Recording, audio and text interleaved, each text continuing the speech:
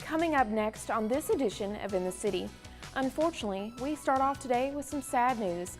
Vice Mayor Doug Young recently passed away in December after a long battle with cancer. Young served on the City Council since 2002. We will have more information about the influential council member in just a moment. On a brighter note, have you ever heard of Town Creek? A portion of the creek has been underground, but that is about to change, and we have all the details for you coming up. Plus, with Middle Point landfill nearing its capacity, many citizens are wondering what is going to happen with Murfreesboro's solid waste needs in the future. And a section of the Greenway just opened up that will serve the northern part of the county, and we were there for the ribbon cutting. We'll tell you all about those stories and more coming up right now on this edition of In the City.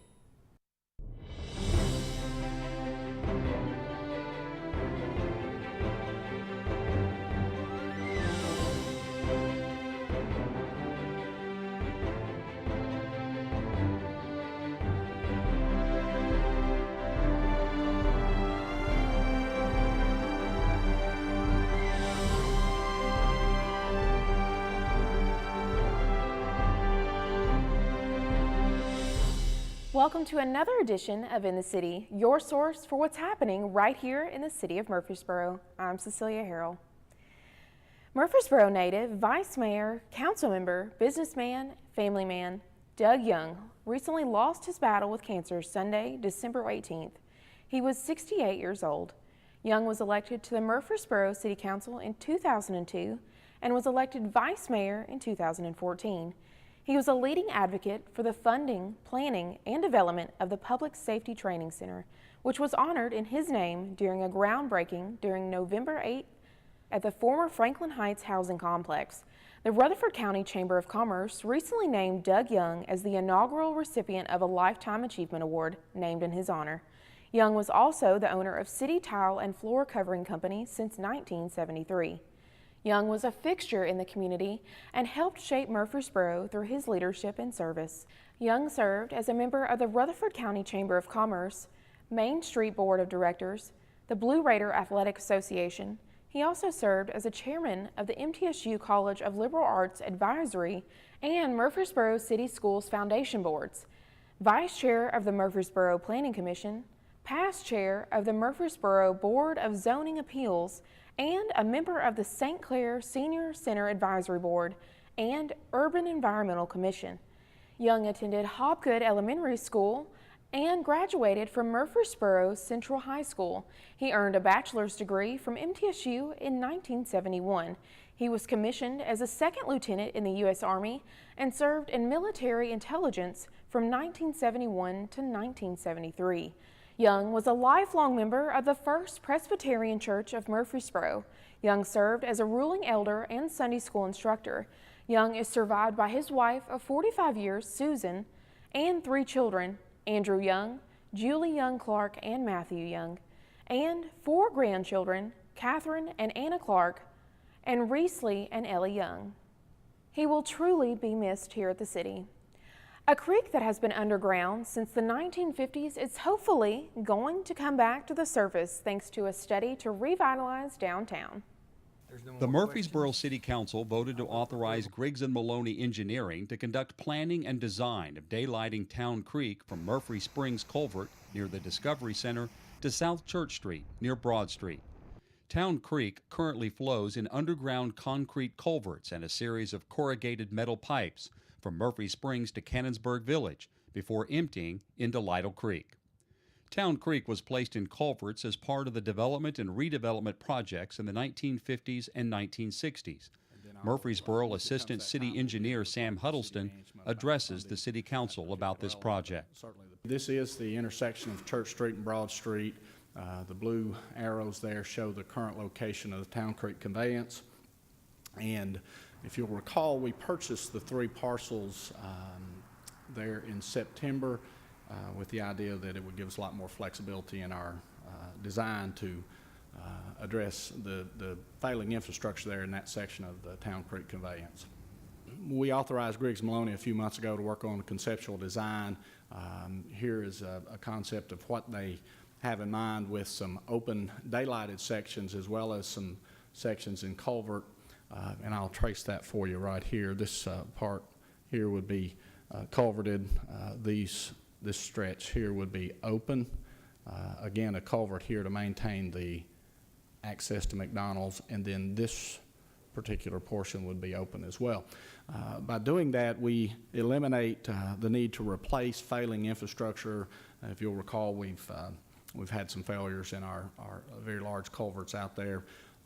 And there's also the environmental benefit of restoring a stream, which was placed in culverts in the 1950s and 60s. Daylighting a stream means it will be changed to its natural condition. An above-ground channel, like a stream would normally look in a natural setting and like Town Creek was before the 1950s. By daylighting the stream, it can be credited for stream mitigation with the Tennessee Department of Environment and Conservation. Huddleston explains. Griggs & Maloney's conceptual design includes this concept, and that's what we're going to try to reinstall there in the parts that are outside of the culverted sections. And then this is an example photograph of an urban stream, hardscape and pedestrian crossings that would be a typical of what we will try to accomplish in that particular stretch. According to previous engineering inspections, the culverts are in poor condition and in need of repair or replacement. In 2007, a portion of the culvert system failed in the former KFC parking lot and had to be replaced. Griggs & Maloney has proposed abandoning the pipe and culvert infrastructure and daylighting Town Creek rather than replacing the existing storm drainage structures. The Historic Bottoms Planning Study that the city had been conducting recommends daylighting Town Creek and extending the Lytle Creek Greenway to the Discovery Center. This would be another amenity that would draw people downtown and connect two gyms in our parks and recreation facilities, Cannonsburg Village and Murphy Springs. The cost for the design phase would be divided between the stormwater utility fee and Cherry Lane Phase 2 design, which is funded from loan proceeds. Construction costs for future phases of the project would likely have a similar split. It is anticipated that work on daylighting Town Creek could begin in the summer of 2017. The beauty of this project as we have it conceived today is that we will replace failing infrastructure with an open stream, but we can also get stream mitigation credits, which we will need for construction of Cherry Lane Phase 2. Mr. Maloney and I were looking at that this afternoon, and we estimate about 300 feet of stream mitigation credits will be required for the construction of Cherry Lane Phase 2, which is projected to start in about 2 to 3 years. Do you think there'll be potential to have a walking path alongside it? To answer your question, Mr. Smotherman, that's exactly an element that we'll include in that. What I did not expand in the design proposals, we've asked Griggs & Maloney to include those elements along the path that we would really see connecting the corner of Church and Broad Street back up to Murphy Springs. Go ahead and include those in design. Once it comes that time, we'll be able to talk with city management about funding that particular element, but certainly the pedestrian elements, a pedestrian bridge crossing the creek is part of what we've envisioned.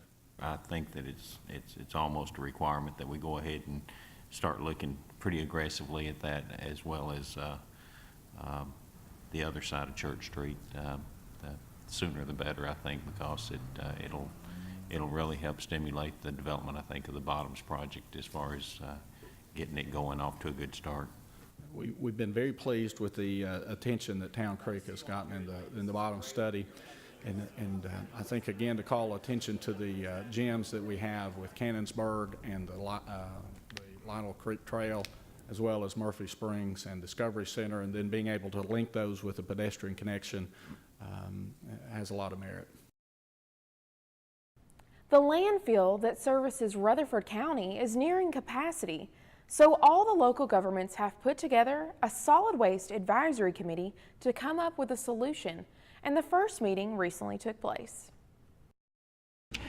A very, very, very important journey, and it might be sort of the first time we've really done this. Every jurisdiction in the county is represented sitting here tonight, which is a wonderful thing, and that just tells you what an important issue we're trying to discuss here. Where are we going in 7 or 8 or 9, 10 years, how many years it turns out, before we don't have the ability to continue to deposit our waste in the Middle Point landfill. We really need to talk about what's happening in the future. You know, we don't want to be the group to kick the can down the road and not do anything. And we've had to make some really tough decisions in Murfreesboro. We spend roughly $5.5 million a year picking up trash. And the numbers that we have heard that it could cost us double that moving forward in the future. So under Mayor Burgess's leadership, city leadership, and so excited to have all the jurisdictions represented. I'd like to just say we're very pleased to be working with you, and honored to be working with you to help create a vision for the county and the cities in the county on a strategy for solid waste. You're looking at some challenges going forward that we will talk about, and trying to create a path for a sustainable future, a financially viable future, and one that meets your goals is one we're helping to work with you on to craft and recommend back to the governing bodies. Murfreesboro and Rutherford County are very fast-growing regions. You are the fastest, I think, proposed growing region in the state, one of the largest from a population standpoint. And we are seeing that there is a tremendous growth of people, and with people and businesses come waste. Looking at this, you know, you're at about 300,000 people in the county right now. The forecasts over the next 15 years, 20 years are to be at 420,000 people.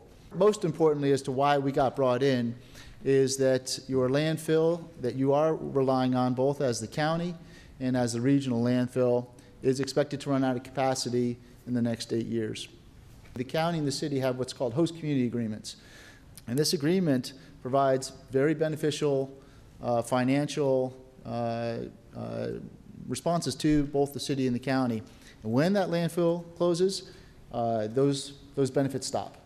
So just to give you a sense of what these agreements provide, first of all, for all the county waste, which is about 38,000 tons a year that comes through the recycle centers, that waste gets disposed of at no cost to the county. In addition, the city, which generates around 42,000 tons a year, can deliver its waste to the landfill at no cost to the city.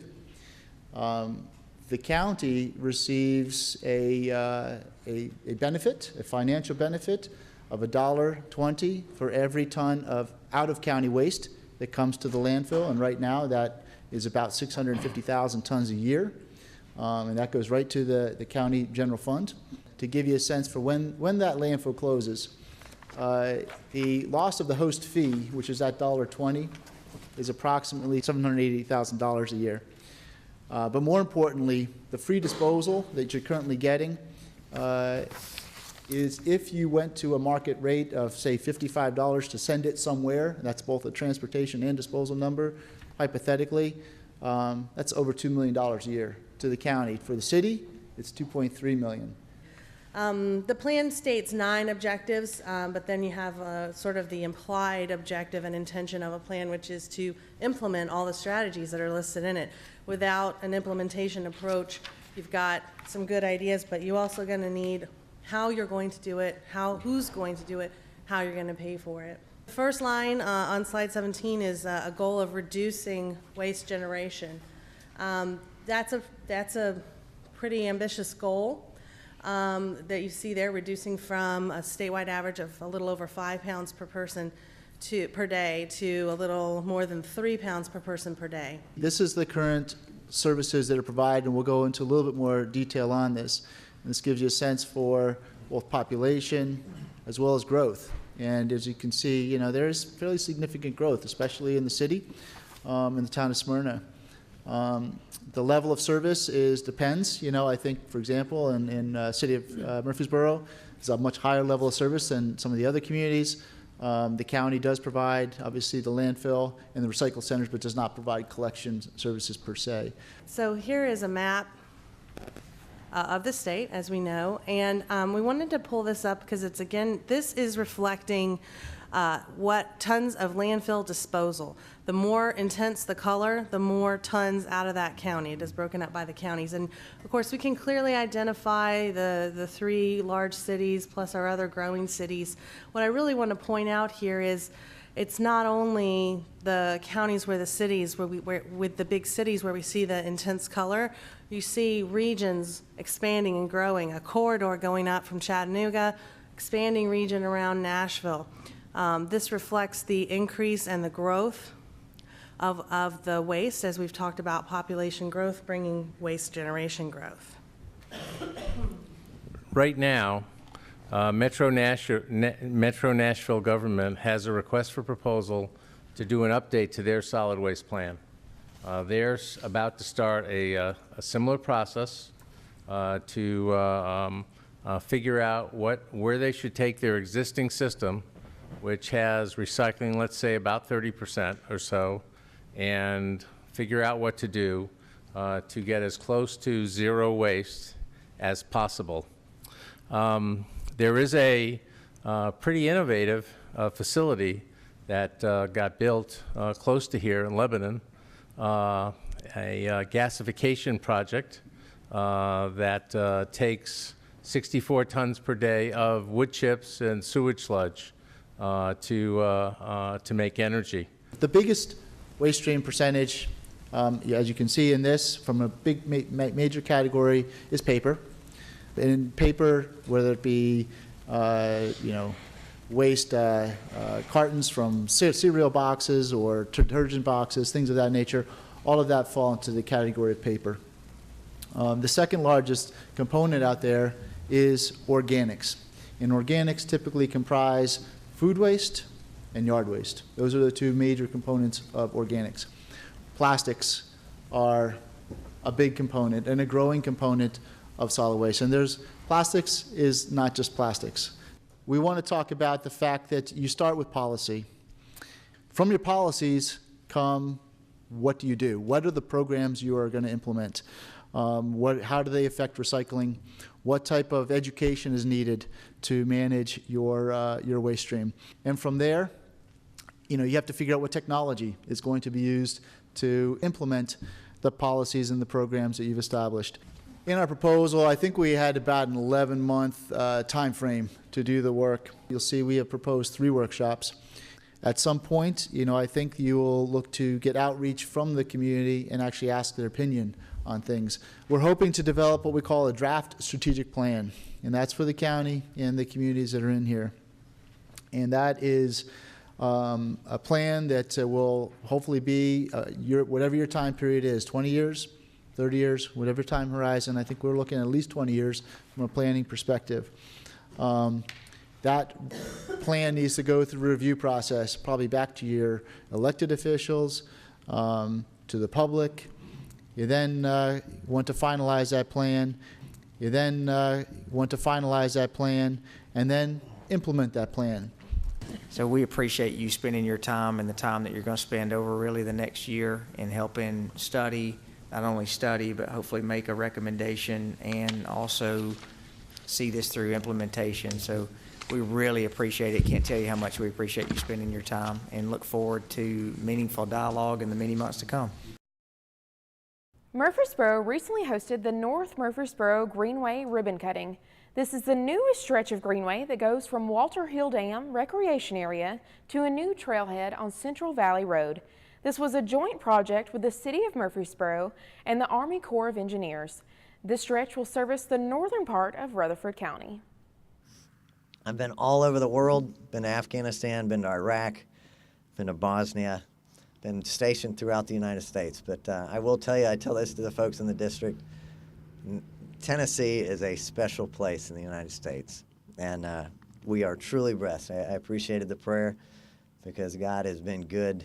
And I look at a project like this, and this is just one of those examples that really excites me as a commander to come out to see where the Corps of Engineers, who is here to serve the nation. We built the Pentagon, we built the Washington Monument, but where we come and we partner with local communities and we bring something to fruition like this that will, benefit families, children, lovers of nature, horses. Just about every day when it's a lot warmer than it is right now, I ride my bicycle past this loop. There's a 25-mile loop out here called the Leanna Loop. So I got to watch all of this under construction.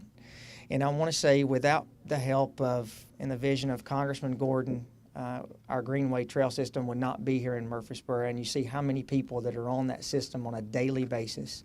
We want to thank you.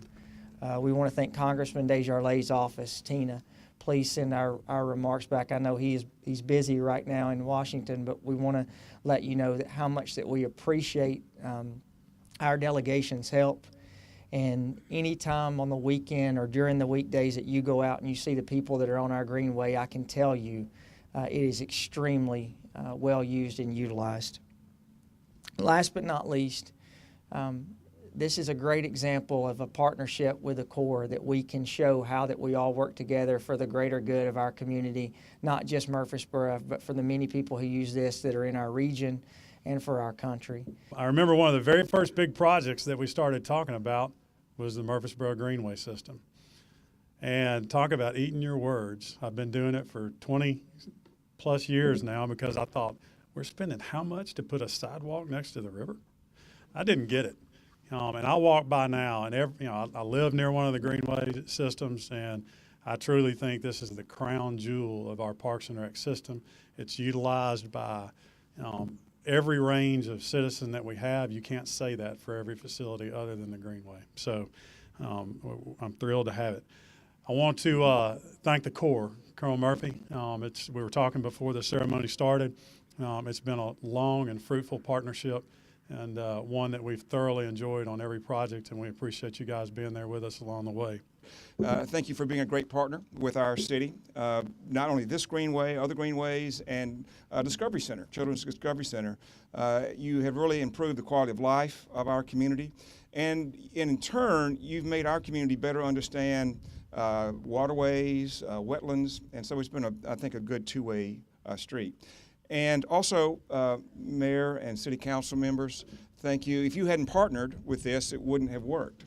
And Dee, you mentioned Joe B. Jackson. I remember when after being elected in 1984, one of my dreams was to have a linear park that would go through Murfreesboro, connect some of our historic and our natural resources, and do it through some of this area that is sort of thrown away, so, the floodplains. And fortunately, Mayor Jackson was probably the only one that did. I don't know that he was patronizing me, or at least he agreed with it, but he stuck there. 10 years later, it took 10 years that we opened up Thompson Lane, and then, as you say, people see it, they know it, and I think we're off to the races now. 3, 2, 1.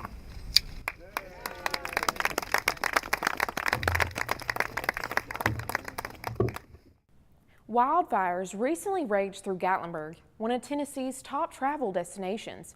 Murfreesboro Fire and Rescue Department was quick to send help to assist with the uncontained wildfires. MFRD shows what it truly means to be a resident of the volunteer state. A month ago, disaster struck the Smoky Mountains. It was eerie. It was very eerie. Everybody was in awe. It was unbelievable. It was completely different than anything I'd ever responded to. Those are just a few of the words used to describe the wildfires that scorched the tourist town of Gatlinburg, Tennessee. The wildfires took the lives of 14 people, injured hundreds, and damaged thousands of structures and homes, totaling over $500 million in damages. Over 50 personnel from the Murfreesboro Fire and Rescue Department went to Gatlinburg to help battle the wildfires. I was lucky enough to talk to a few of them and hear about their experiences. We're used to seeing a home or two, maybe destroyed by fire, but not blocks at a time.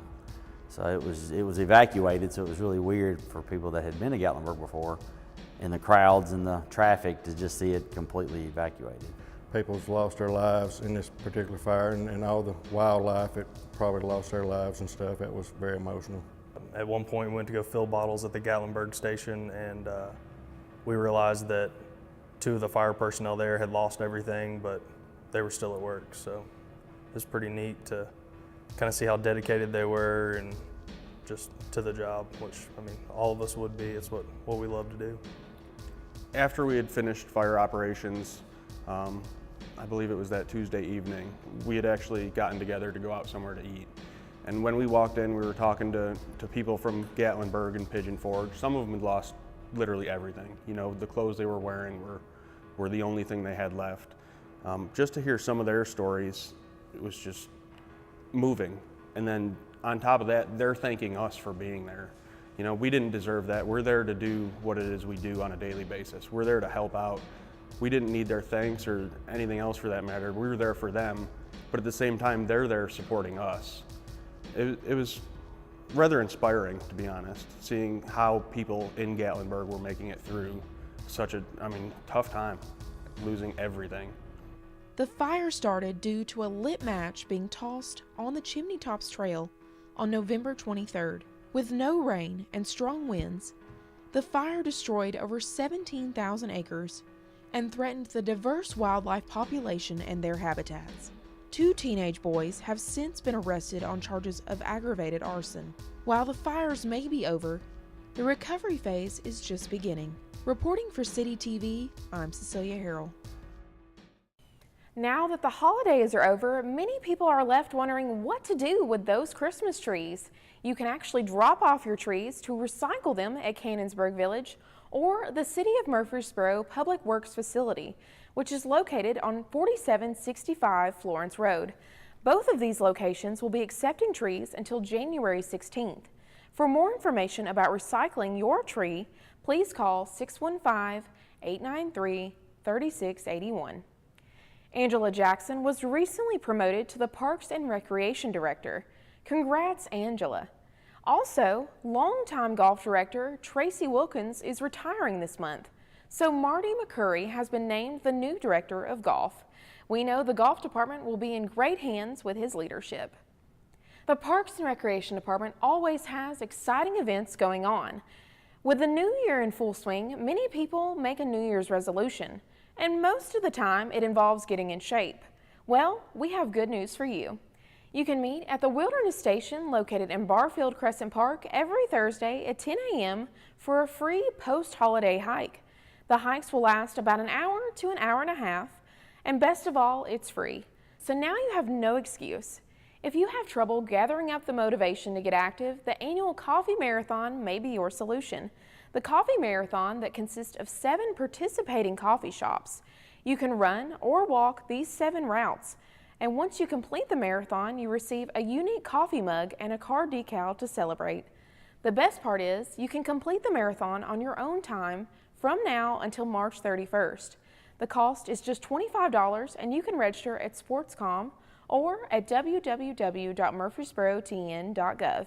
For more information, you can call Jennifer Joins at 615-895-5040. We also want to remind you that during the month of January, all individual and monthly passes will be 25% off. These are good at Sportscom and Patterson Park Community Center. Don't miss out on this great deal. The offer ends on January 31st at 9 p.m. Murfreesboro Parks and Recreation, along with Murfreesboro City Schools, presents African American Cultural Night. Come join us in celebrating our rich African heritage history through song, dance, and spoken word. This presentation will be January 26th, starting at 5 p.m. at Patterson Park Community Center. Also, Valentine's Day is coming up, and we have some fun ways that you can celebrate. You can celebrate the Day of Love in Cannonsburg Village. Valentine Tea will be hosted in the 1800s Lehman House. You can dress in your Valentine attire and come for refreshments and a themed craft. This will be on February 8th at 4 p.m. This is for ages 7 and up and is only $2.50 per person. You must make a reservation though. To make that reservation, you can call 615-890-0355. What better way to celebrate the Day of Love than renewing your vows or proposing to your sweetheart? You can make it happen on February 14th at the Gateway Island and Reception Center. The fee is just $50 for an hour time slot. For more information, you can call 615-893-2141. Well, that's it for this edition of In the City. As always, for more information about the City of Murfreesboro, you can always visit our website anytime at murfreesborotn.gov. And if you want to see one of the stories that you've seen today, or catch up on some of the latest city news, you can always visit the City of Murfreesboro's YouTube channel. Don't forget, city offices will be closed on January 16th for Martin Luther King Jr. Day. I'm Cecilia Herrell, and until next time, we look forward to seeing you in the city.